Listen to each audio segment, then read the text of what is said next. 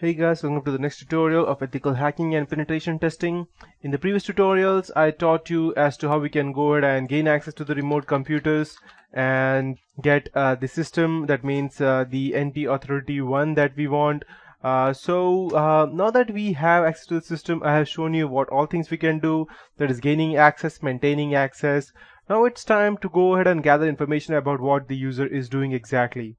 So what I could do, I can also go ahead and disable the keyboard or enable the keyboard, enable the mouse in the system computer, and a lot of other things. So let's first start with going ahead and gathering the keystrokes of our person as to what he is doing exactly. So let me check if I'm able to go ahead and okay, let's check if my net is still working. Perfect. So I'll just go ahead and start the keylogger. So once you have the system access, you can just go ahead and type keyscan keyscan_start and hit enter. So the keystroke has already been started. So whatever I do, each and everything will be stored over there. So I need to go ahead and sniff that. So I need to go ahead and type keyscan_dump. So that means whatever it is doing, the person is doing, I will start getting that over here. So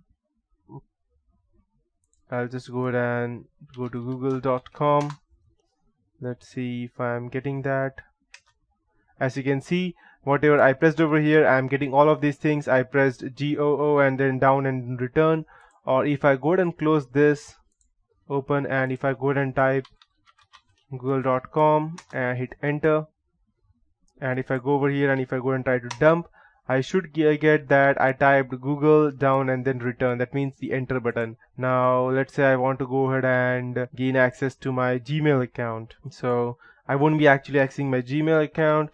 I'll just type, let's say, skyfall.abc@gmail.com, and I'll just go ahead and type tab, and I'll go ahead and use my password, any random password. Let's say I am root. So I entered the email, I entered the password, and I hit enter, and no, and I actually used my fake one. So if I go ahead and dump the keystrokes, I should get that. Perfect. Skyfall.abc@gmail.com, then I press tab, and I am root, that is the password. So in this way you can also go ahead and gather keystrokes of any person that you want, and if you want to go ahead and stop, you can just type keyscan_stop, and it will stop. The key sniffer will be stopped. If you and for example, for some reason you are not the system, you are just a local administrator, and you're not able to go ahead and bypass the UAC, because sometimes the person's antivirus is far more powerful and it does not allow you to bypass that, then you can still go ahead and view what the person is doing rather than gaining a remote desktop session. You can just go ahead and type over here such as screenshot, and whatever the person does, it will be stored over here in the SET. So as you can see, this is the page of over here. This is exactly the same. If I go ahead and, let's say for example, I open my task manager, and if I go ahead and type the screenshot again, another screenshot should be saved over here. It's this one. Okay, perfect. As you can see, the screenshot is saved. Let's just close this thing, and I'll delete this.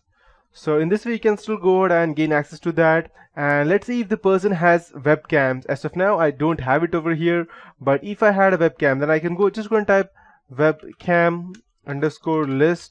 It will show me all the webcams that they have. And if I want to, let's say if the person has a webcam and I want to go ahead and take a snapshot of what the person is doing, then I won't be able to run that because I don't have a webcam. But still, if you had, then you can still go ahead and type snap, and it will take a picture of what the person is doing. If you want to go ahead and get a live session as to what exactly the person is saying, that means he won't be able to hear you out, he or she, they won't be able to hear you out, but you can still see what the person is doing.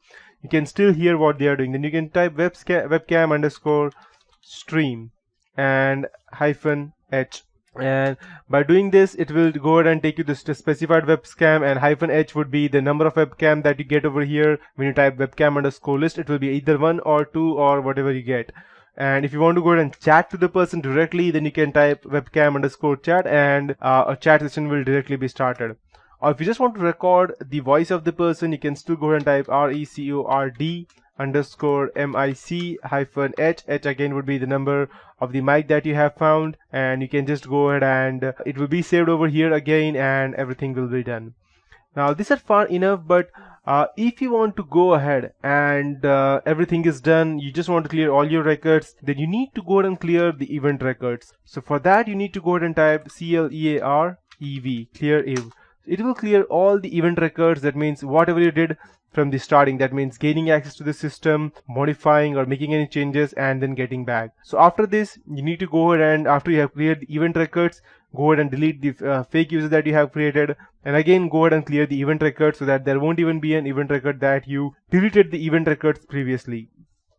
And one fine thing that I'd like to show you would be to go ahead and disable the user interface of the person. This is just for fun. If you want to do it, is like UICTL, not only for fun. If you want to go ahead and just mess around with the person, you can just go ahead and type, and you can see that you can go ahead and enable or disable the keyboard or mouse. So I'll just go ahead and see my mouse is working right now, and I'll just go ahead and disable the mouse. And disabling mouse, so if I go over here, as you can see, my mouse is not working. Doesn't matter what I click, my mouse is not working.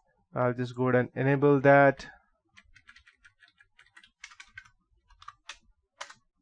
and my mouse is enabled again. Perfect. And let's say, for example, if I'm writing something, not this one, yes, if I'm writing something, like you can see, I can write anything over here. If I want, I can still go ahead and disable the keyboard as well. So this is not just the keyboard, any USB that is attached, may it be a pen drive or anything else, the person will not be able to access that as well. So I'll just go ahead and enable that once more. Perfect.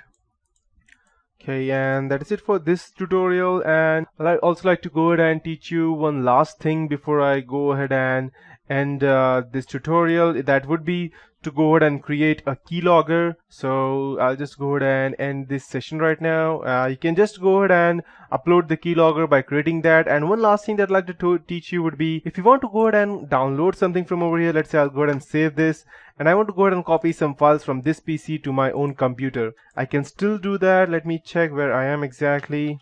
I'm still in the desktop, so I can just go ahead and type download, and what is the name of the file? Let me check. It was ABC. So I'll just type, let me check. I don't remember exactly as to how I did it previously. So you can just go ahead and type download, let's say C/users / I'll just go ahead and type, copy it over here. And I want to copy the abc.txt. Okay, I think I would be needing a single quote right now. Parse error, let me check. Okay, I believe sorry, I just did not complete the quote. As you can see, the file has been downloaded, and I have the file over here. Perfect. This is an awesome file. So, and this is an awesome tutorial as well. So yeah, and I'll be closing this session, and I'll be deleting this both as well, and this and this, and I'll be showing you as to how we can go ahead and finally I'll teach you how we can go ahead and create a Python script. And you need to go ahead and create this Python script over here in Windows. Go ahead and install the Python from over here, Python Windows 7, and you can download it from over here, the 2. And I would recommend downloading the 2.7 version, because I need you to download other files as well. After you have downloaded the Python from over here, the 2.7.9 version, you need to also download the PyHook and PyWin32, and so you can just download. Just go ahead and type. You need to download all the modules, PyHook and okay, and you can download it from over here, and the PyWin32 I believe. Yeah, PyWin32 as well. So once you download all of these things, you can just go to Windows 7. I have not yet installed it in my Windows 7, but I have that installed over here in my Python. It is inbuilt in Kali Linux. As you can see, I'll just go ahead and run Python, and I have that inbuilt over here. So, but you need to go ahead and install over here, since you would need to go ahead and create a keylogger for Windows. So you can just go ahead and open the notepad. Since I don't have the install, I'll just open the notepad, and this would be the source code for creating a keylogger in Python. So you need to type bind key return, and then you need to type instead of writing that, you can just type from tkinter import asterisk root equals to tk, and define read ignore print hello. And you can also go ahead and ignore this root. I'm just going ahead. This is just a friendly keylogger, that in case if you even go ahead and let's say you're unable to go ahead, even if you go ahead and quit or remove your not Python exactly, sorry, your payload, then even this will go ahead and help you to create this. And this is the basic main part of that. So this is how you can go ahead and create a keylogger by using these files. And yes, that is it for this tutorial. In the next tutorial, I'll be teaching you more about how we can go ahead and also use Kali Linux to go ahead and inject our own payloads into our Windows updates. As well as I'll also be teaching you how we can go ahead and create a Trojan horse, which I can go ahead and insert into an mp3 file or a PDF file and send it to our client. And finally, we would also be learning Android hacking, that is going ahead and let's say getting into anyone's Android system, even iOS, our Lumia, that's our Microsoft phone as well. That is for it for this tutorial. I'll be meeting you next tutorial, guys.